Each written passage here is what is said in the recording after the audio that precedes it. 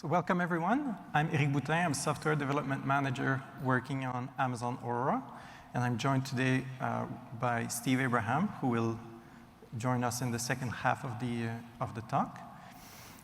So today we're going to talk about Amazon Aurora Multi-Master, specifically scaling out the write performance of a database. So we'll start by a short overview of Amazon Aurora. We'll introduce Multi-Master, what it is, how it works. We'll do a deep dive in the architecture. So over there, we'll talk about the architecture itself. We'll talk about the conflict detection, conflict resolution, how conflicts are handled. We'll talk about the consistency models. And after that, we'll shift over to, so Steve is going to cover the best practices as well as a demo. So let's start.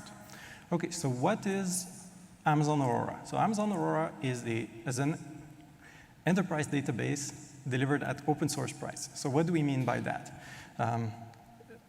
It has the speed and availability of a high-end commercial database. It has the simplicity and cost effectiveness of open source database. So for example, it has a drop-in compatibility with MySQL and Postgres. And it has a pay-as-you-go pricing. So you don't need to acquire any technology cost. Okay, so what's special about Aurora? For that, we'll need to start from the beginning of database history. So traditionally, databases have been built in a monolithical stack. So meaning the compute and transaction processing are co-located with the storage all in a single box. And it trades off performance for durability and availability. Now, eventually, architectures have evolved to decouple the storage from compute to use network storage. But overall, it's still the same stack. Now, if we turn to existing multi-master solutions, the first architecture that we look at is architectures using distributed log managers. So these architectures use shared storage, where all the nodes share the same disk, and they have a distributed log manager, which is a very heavyweight synchronization protocol, which really impacts the scaling characteristic of the system. So those systems tend to have negative scaling. Then there are solutions using a global ordering unit. So those systems also introduce a single point, which is the ordering unit. And this is a scalability bottleneck as well. Then there are architectures which use range partitioning and kind of multiple independent packs of string. This architecture tends to have a very heavyweight coordination and cost in terms of the commit protocol and the consensus protocol. And transactions which touch more than one partition have a very heavy performance impact. Okay, so what's special about Aurora? How did we do it different? So the first innovation that we did in terms of architecture is to push down the log applicator to the storage level. So what this means is that the database instance, so the head node, construct log records and send them to the storage, and the storage itself is going to apply the log record and construct pages in the background. So the database instance never actually has to write page. It just sends log record, and the pages get constructed in the background by the storage. This allows us to greatly reduce write amplification. We'll touch over that in more detail later. But it does allow to really improve the performance. The second innovation is to have a distributed shared storage volume. So the storage volume of a database in Aurora is split into 10 gigabyte chunks. And so here we see, over there. So all the little squares, you can think of them as individual 10 gigabyte chunks. And they are distributed across 3 availability zones using 6-way replication total. So this allows multiple benefits. The first one is it allows to support, it is very heavily fault tolerant. We can lose an entire availability zone plus one node and still continue to serve read and still not lose any data. It also allows to scale read in a very efficient way. So you can scale read by just adding another instance. You don't actually need to replicate the whole data or to have an entire storage volume, an entire copy of the data for each writer. And then it also enables instant database recovery. So usually database, when they start up, they need to reapply the redo log, reconstruct the page before they can come online. But in Aurora, this process constantly happens in the background. It's done by the storage node. And so this is not something that the database has to do on startup. As a result, we can do instant database recovery. OK, now what's new with Multi-Master is now you can also add writers, which allow to have write scale out, so to be able to increase the write throughput by adding more writers. And it also allows to have continuous availability, which is that node fail and recover independently. OK, so we'll now do a deep dive in the architecture. So we just talked about read scaling on Aurora. So on Aurora, on provisioned Aurora, so the single writer version, you can add a read replica, and the writer only has to send the page cache update to the replica. The replica doesn't need to re-execute the write and write to its own separate volume. The only thing it has to do is to make sure that its own in-memory copy of the data, so the buffer cache, stays up to date. And this is asynchronous. The writer sends the log record down to the shared storage volume, and the read replica can read from that same shared storage volume. And now with Aurora Multi-Master, it's just a natural extension. You can add writers. All the writers send each other page cache updates, so the buffer pool stays consistent. And all the writers can send writes down to the same storage volume. So all the instances can independently execute write transactions. And the difference in the storage is that now the storage volume has the ability to do optimistic conflict detection, which we'll touch shortly. So if we kind of summarize and compare the I/O profile of Aurora and Aurora Multi-Master with MySQL with Replica, we really see the difference. So in MySQL, you would need to send the log record. So the database instance needs to write the log record, needs to write the page, needs to write to a double write buffer to avoid page corruption. And so it replicates all of that to the replica, and then both will write to EBS, and then EBS itself has mirroring. So we're talking about a fair bit of write amplification here. By contrast, in Aurora, the only thing that the head node has to write is the log record. It writes it down to the storage level, to the storage layer, and we send the message to update the buffer cache asynchronously. OK, so I was mentioning that each node can independently execute transactions. Here we'll look at an example of what this means in practice. So here we have a setup where we have two nodes. So let's call them blue and yellow. Okay. At the bottom, we have the shared storage volume. So this is the box here. And we see in the storage volume, so here this is, you can think of those as all the changes or all the delta changes that have been produced by both writers. So they're ordered. And both nodes, here we see, we represent the set of delta change that they have been aware of. Okay? So let's start. Here, let's say that blue executes a write on behalf of a transaction. So it tries to produce a few different log records. And we see that those writes immediately go to the storage volume, but yellow is not yet aware of those changes because replication is asynchronous. OK, now the yellow writer produces some writes, and at the same time, the the blue master also produce some writes. The shared storage volume here at the bottom has the full picture of all the writes, but each node is not necessarily aware of the writes that the other node has done yet. Each node sees all of its own write, but the writes from the other node are subject to replication delay.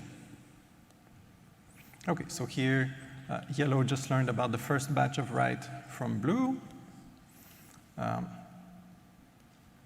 Okay, then blue decided to commit the transaction. So here, blue actually has been able to commit the transaction even if yellow is not aware that some of the writes of the transaction have actually happened, and so each node can actually commit transaction fully independently. Transactions in Aurora Multi-Master are only committed and acknowledged after all the writes have been confirmed, which means that there's no conflict, meaning they've been confirmed not to have any conflict. Okay, now we continue. Yellow learns about some of the writes, learns that the transaction has been committed, and a few more writes happen. Yellow decides to commit the transaction, and so on. Okay, so we've talked about how both nodes can independently write and commit transaction. Now let's look in a bit more detail about the conflict resolution. So we start with actually an example of a non-conflicting write. So here we have an example where we have, again, two nodes, the blue master and the orange master. On the right, we have two clients, C1 and C2.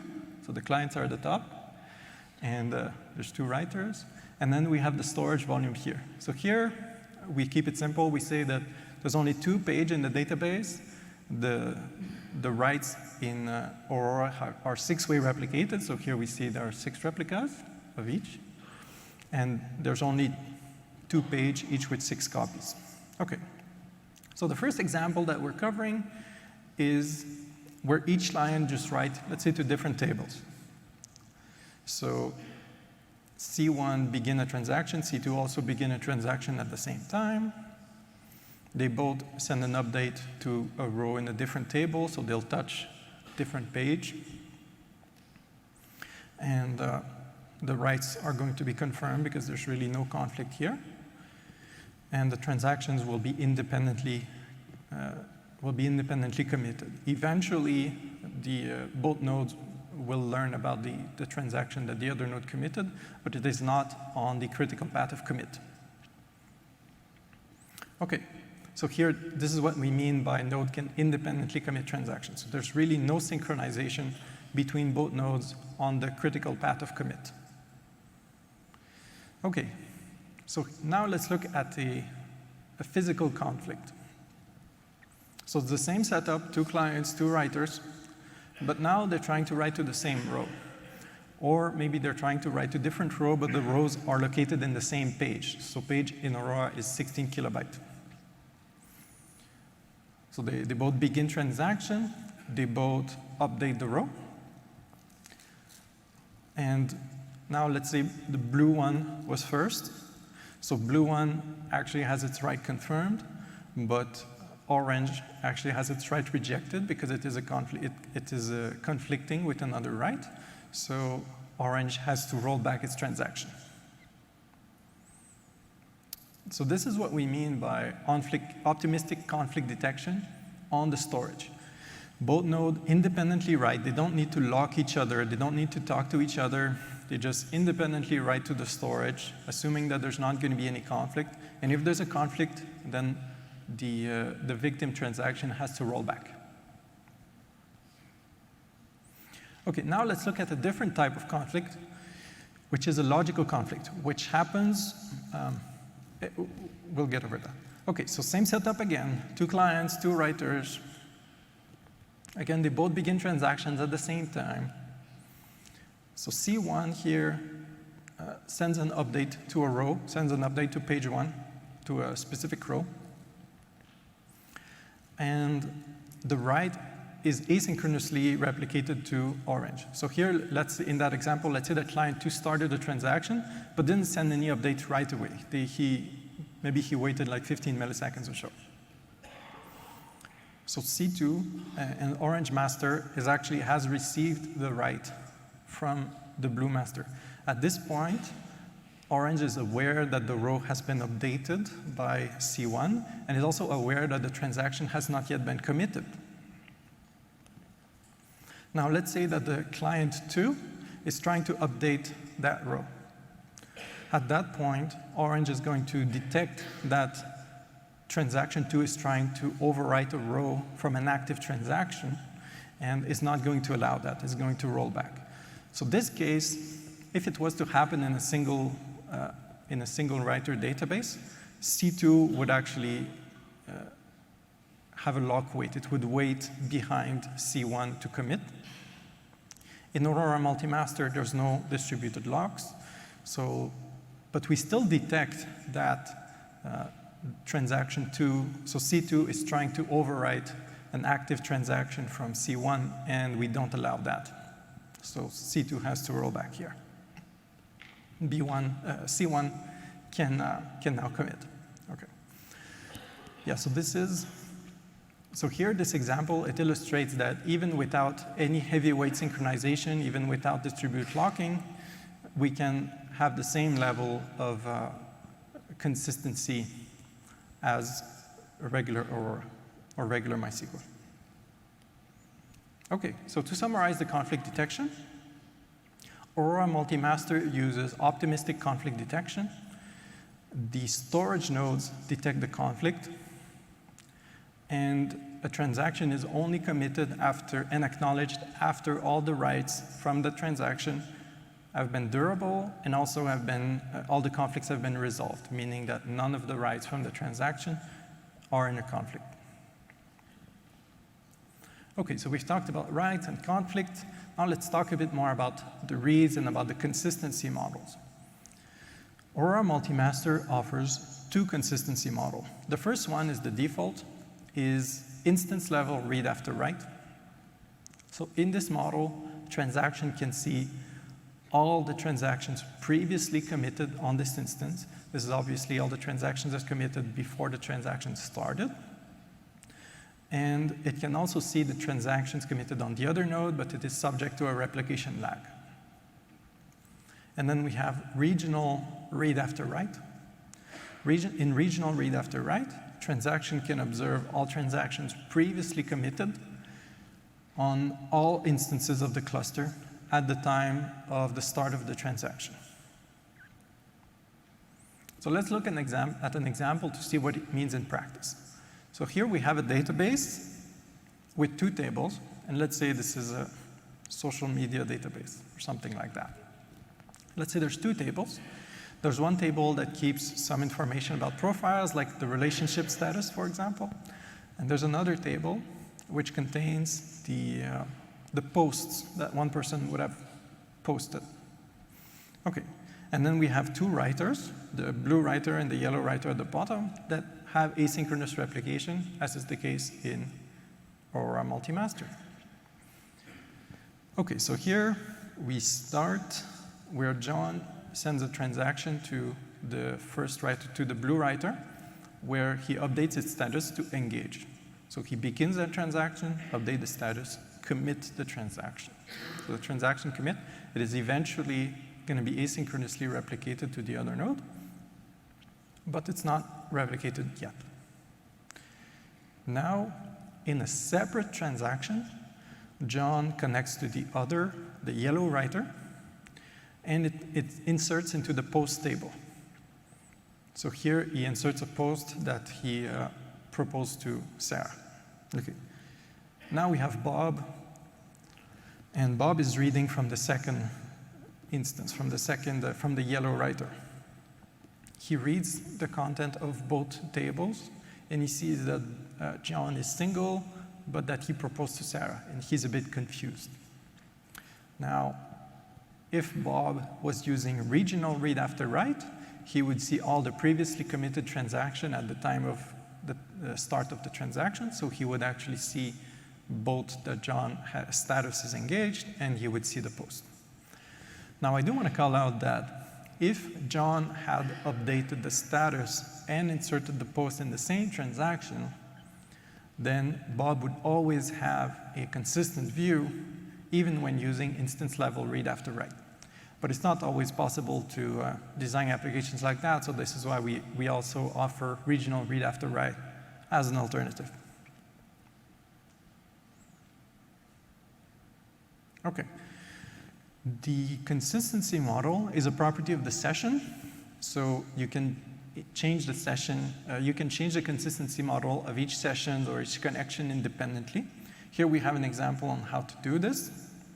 You just need to set the Aurora MM session consistency level to regional read after write instead of the default, which is instance read after write. Okay, so we've looked at the architecture, we've looked at how conflicts are handled, we've looked at the consistency model. Now let's look at some numbers to actually see how this works in practice. So here we have a performance comparison between one writer and two writer. This is running a R4.8XL instance type. So on the top row, where we have one writer, in this workload, so this is a workload with 50% read, 50% write mix. So one writer under this workload, we're able to execute 98,000 reads plus 98,000 writes for a total of just a little bit under 200,000 writes, 200,000 operations per second, sorry.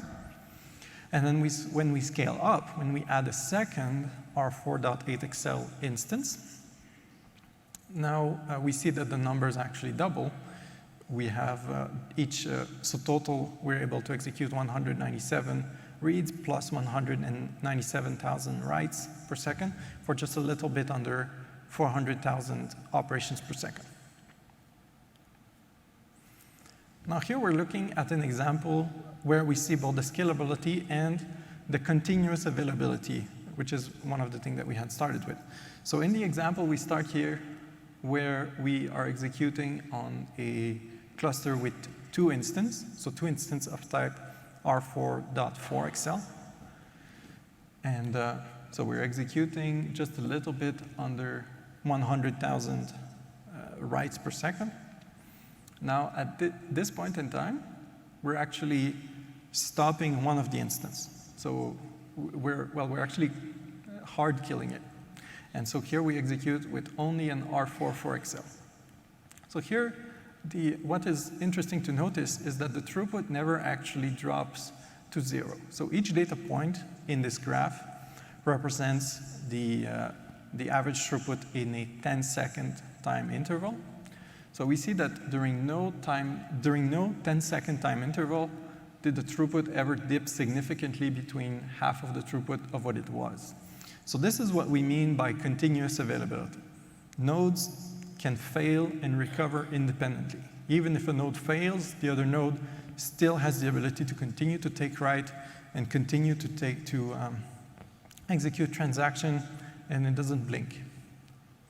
Now here, we're adding a second instance back in the cluster, but this time we're adding an 8XL instance. So now we have an R4 8XL plus the original R4 4XL. And we see that the throughput is now 140,000, well, just a little bit under 140,000 writes per second aggregate throughput. Now in this example, the application that generated the load actually it monitored the health of the cluster, and it handled the failover and repointing the load by itself. So Steve is going to go a bit into more detail about how to do that when he's going to talk about in his demo. For applications for an unmodified application using the MariaDB driver, so an application that doesn't monitor the status of each node in the cluster, you just use the cluster endpoint, and whatever happens, happens. We see that with Multi-Master, there's a significant reduction in the failover time perceived by the application. So in a single writer, when using the MariaDB driver, the failover time as perceived by the application is about 50 seconds. But with Aurora Multi-Master, it's down to 10 seconds for the MariaDB driver to detect that the node is down and then failover. Okay, and now I'm handing it off to Steve. Thank you very much.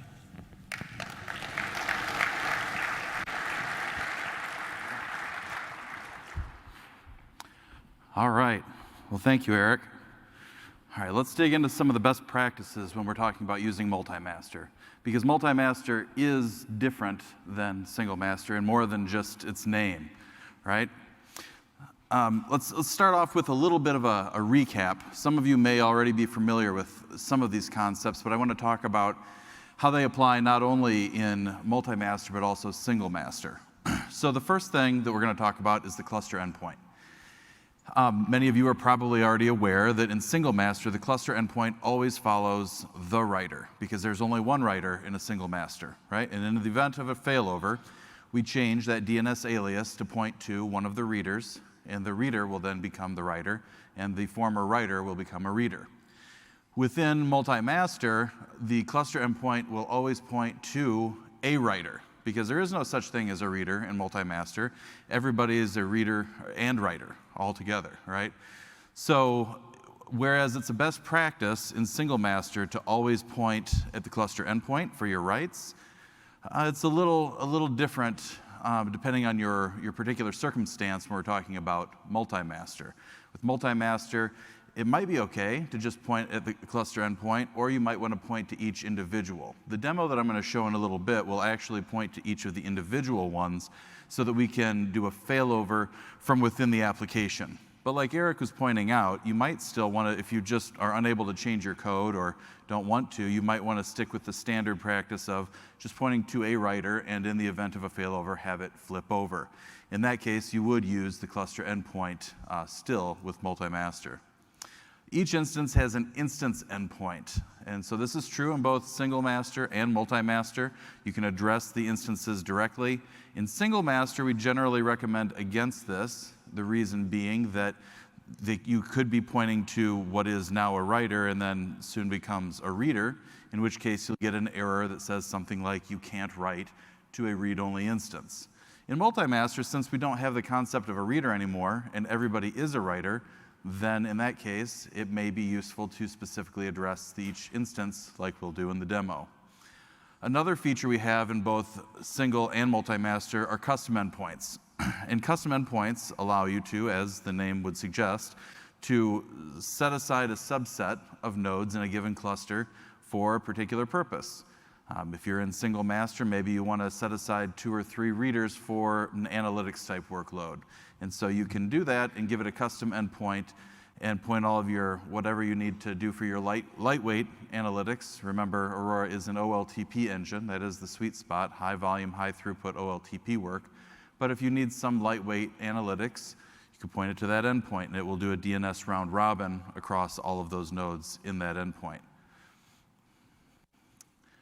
So Eric talked a lot about the internals of how multi-master handles conflicts. And he also talked about non-conflicting workloads. And obviously, it's in everyone's best interest if our workload is non-conflicting. And so remember when I was saying multi-master is a little bit different than single master other than just the name. And a big thing to consider here is the structure of your workload. What it comes down to is that conflicts happen at the page level. So this means that with multi-master, it's okay to have, let's say, 2 masters that each point to their own database on a given cluster. That's okay. Maybe you have one database and both masters point to it, but they write to different tables. That's okay, because we're still not touching on anybody's pages. If you have one database and both masters are writing to one table, if the table has partitions and they're writing to separate partitions, we're still okay. If you have one database, one table, no partitions, just a single non-partition table, then you're likely to end up getting conflicts. So it's important to consider for your given workload, if you're thinking about using multi-master, how it would fit into this design right here. And like I said, you can use the instant endpoints to decide which writes go to which tables, which databases, or however you need to separate it to make sure that you don't have any overlapping page conflicts. Now, if you do have a workload that ends up generating some conflicts, Obviously, you're going to want to know about this. The first indication will be at the application level, you will get an actual deadlock message. So your application will throw an exception. The exception will say there's been a deadlock, and then there's been a deadlock victim. We've rolled back that transaction. As Eric pointed out, the way that we decide who wins and who loses in this deadlock race is that with Aurora, when we do a write and we send those log records down to the 6 different storage nodes, we have a 4 out of 6 write quorum, which means as soon as 4 storage nodes have accepted that write, we consider that write durable.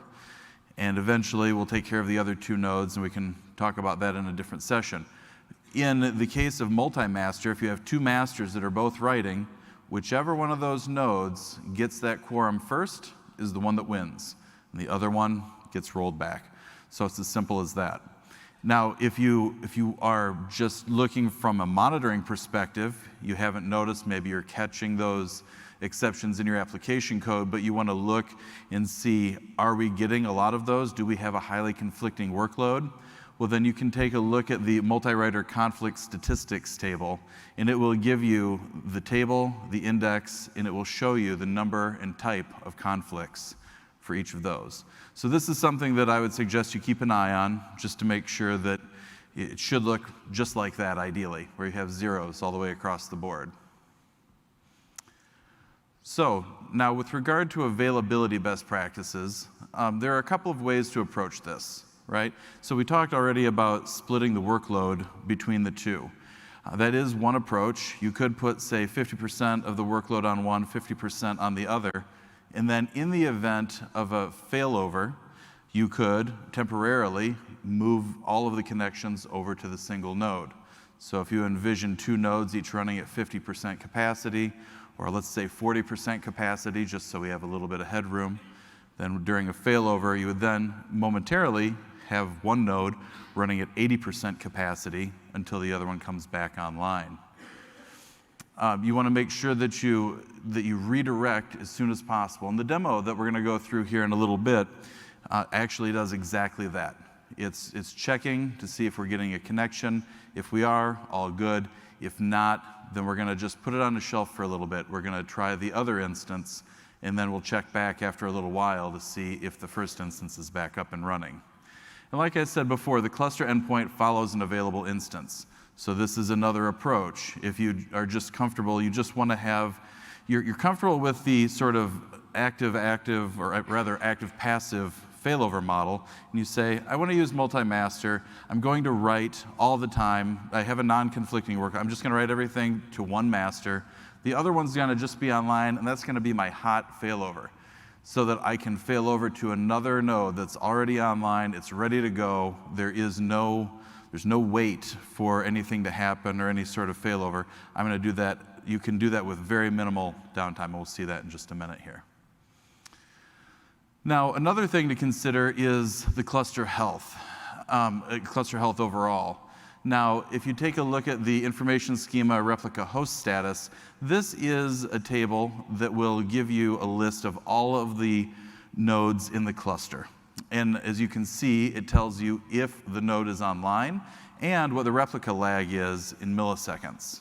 So you can look at the health in 2 different ways. You can either query this table periodically and determine what your cluster topology is and invoke a failover either way based on this, which is what the MariaDB driver does, by the way.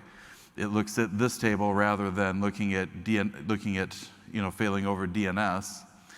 And the other thing is the replica lag in milliseconds. The other way that you can do it, which is the approach that we're going to use in the demo, is we're just going to go ahead and try and open the connection to that endpoint. And if we're successful, well, that's all that we need. And if we're not, then we're going to go ahead and use the secondary instead. But this is another tool that you can use to monitor the health in real time. So, I've done a lot of talking about this demo. Let's see it. So right here, inside of the management console, we're going to open up a CloudFormation template.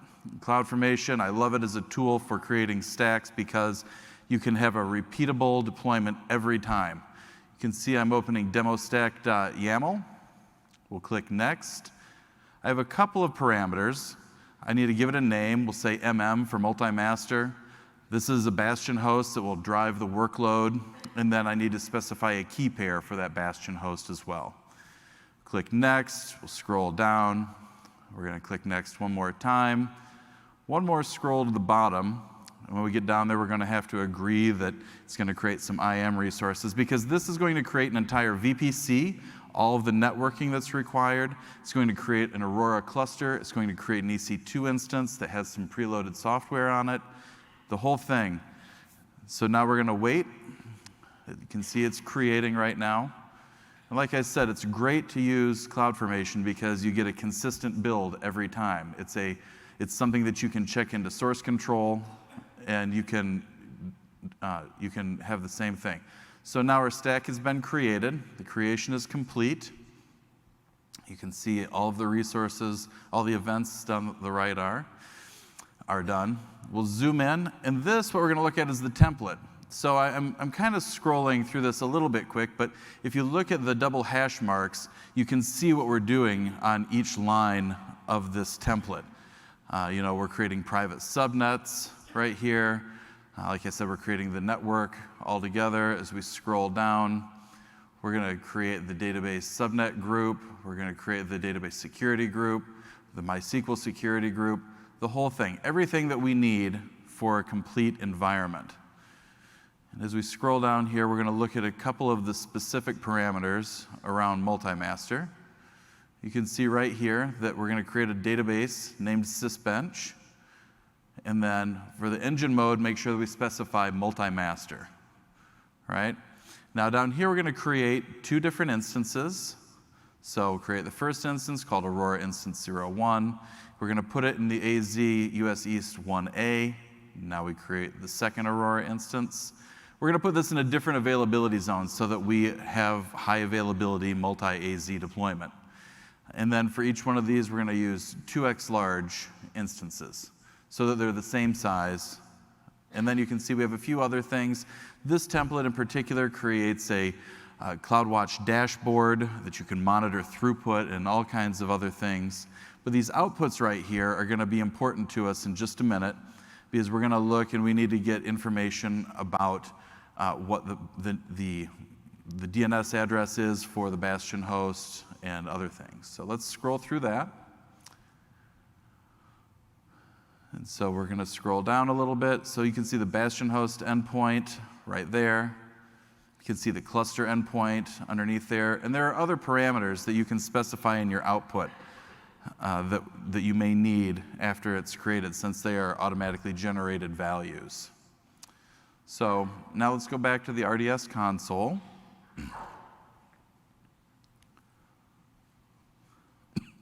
We're going to click on databases. And you can see our cluster here. The cluster is called MM. We have two instances, 1 and 2. You can see that the role is writer for both of them. You can see they're in different AZs, 1A and 1C. You can see their sizes are identical. All right, we'll scroll to the right. And you can see that it even specifies that, yes, we are multi-AZ because we are in two different availability zones. So we've talked about the endpoints. So let's go ahead and drill in. And so on instance 1, the endpoint for instance 1 is right here. So we'll copy that, and we'll set that aside. And then let's take a look at instance number 2. Again, we're going to capture that endpoint, and we're going to set that aside. And then we'll also just take a look at the cluster endpoint, which is also in a similar location. We can copy that and set that aside. So now our cluster is up and running, and we have this Bastion host that we've now connected to. And I'm going to launch a Python script that's going to execute a number of queries. And you can see that it says connecting to primary. Now that's important to note. It also shows queries per second, total queries, et cetera, but the connecting to primary. Now in a second, we're going to see a bunch of errors happen, because what we're doing is we're failing over, because we're going to resize the primary node. And so there we go. Those are some exceptions that we just captured. Now we're already connecting to secondary. So that was, I don't know, a second maybe that it took us to fail over. And so now we're back on the primary. because the primary has come up as a new size. And so again, we had a few exceptions trying to connect to the as we failed over, but we're back up in business. So let's take a look at the code that we implemented here. This is a fairly rudimentary Python script, but it gets the point home. Right here's the main entry point. We're going to create an array of threads, and then we're going to go ahead and start them up, and then we're going to call joins so that we don't exit out of the program. And let's take a look at the thread function, which is the meat of what we're doing. So we're going to loop indefinitely. We're going to generate a random value, and then we're going to do either a select where there's a specific ID, or we're going to do an update with a given ID, or we're going to do an insert. So select, insert, and update are the three that we'll randomly execute. And whatever we pick, we're going to run through this function called execute query. Now, execute query is where we have the logic for connecting to the database instances.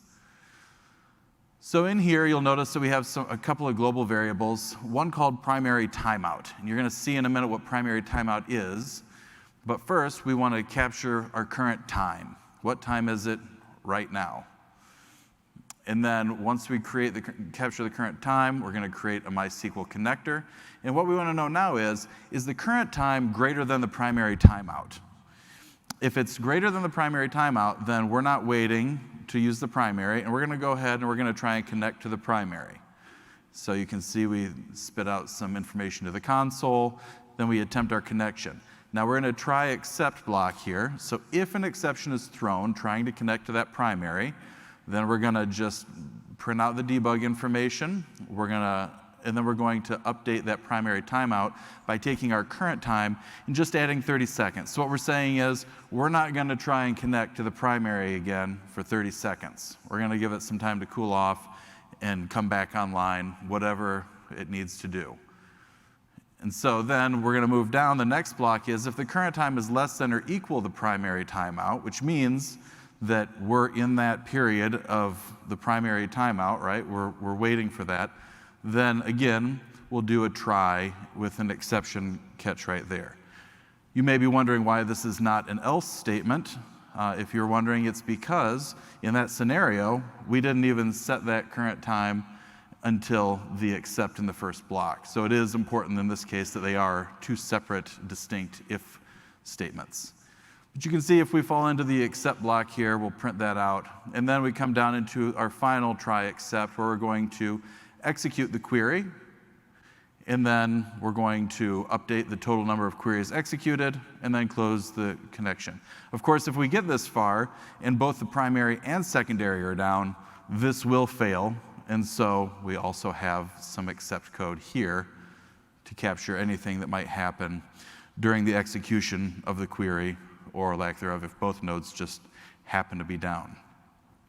So this is, a fairly simple example of how to implement some high availability in your code. A lot of applications implement a data access layer, which would mean that you would write this code once, and all of your queries would be funneled through something like this. In that case, you can achieve very high availability, much higher than you could with single master. Because during single master failover, of course, we have to swap nodes, we have to restart the MySQL daemons on both, and like Eric was pointing out, optimistically, we're looking at 10, 15 seconds. If we do it this way, then we can do it in about a second. It happens very quickly. So, in summary, let's look at what Multi-Master does enable you to do. So it allows you to have multiple writers so that you can scale write throughput. So part of what we do here at reInvent, members of the service team, is to meet with customers and listen to what the customers are trying to do and their use cases and how we can help them to achieve their goals. And scaling write throughput is very often, it's a very common goal among our customers. And so this, with the ability to have multiple writers, can allow you to do exactly that, to scale that write throughput. have writers in multiple availability zones for not just high availability, but continuous availability. It's different here, remember, fundamentally than single master, because in single master you still have nodes in 2 different AZs, but you have to have a full failover process. With multi-AZ, there is not really a failover process, it's just start writing to the other node. It's already online and does not need to be altered or modified in any way. And then multi-master is currently available now for Aurora with MySQL 5.6. I'd encourage you to learn more about AWS databases with AWS training and certification. Of course, Amazon Aurora is at the top of that list there. But I would encourage you to check that out while you're here and even after. And I want to say thank you to everybody for coming out.